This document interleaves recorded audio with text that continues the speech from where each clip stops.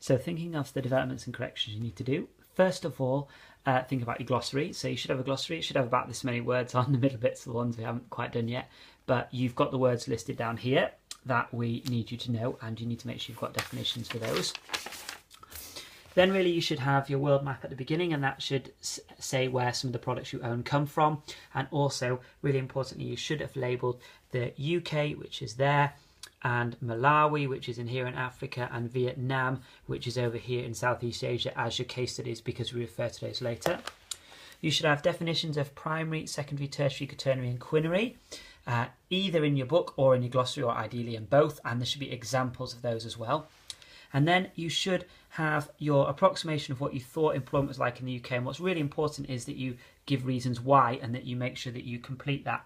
So I think that primary is low because we've got machinery, secondary is high in the UK, low in the UK because we get lots of products manufactured in other countries because it's cheaper, tertiary is high because, and you might say we've got lots of disposable income, so we can have lots of services and goods, and that we're dealing in information rather than in products in terms of our sort of outputs.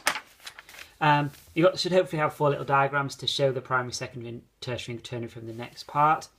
And then really what's really important is that you've got your SWOT analysis for the 2 areas. So you've got Vietnam, which has lots of manufacturing.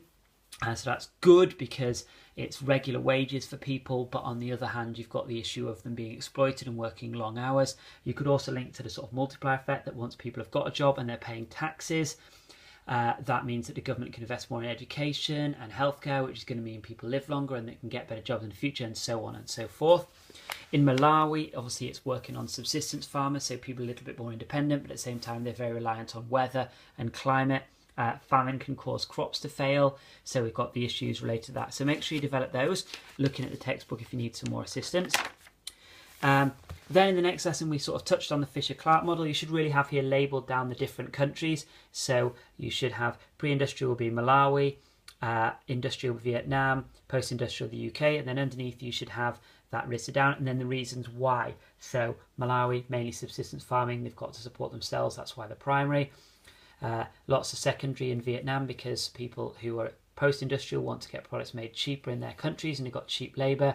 Primary is going down because they're starting to get less people working in farms and more in factories. And then looking here at, we've got lots of tertiary because, as I said before, we've got high demand for services, lots of disposable income in this country. Then you should have a little bit on the different players. So the players that we looked at were the World Bank, the IMF, TNCs and the World Trade Organization, so you need to make sure that you know about those. They should also be in your glossary, and you need to be able to say really what they do and how it actually impacts on globalization.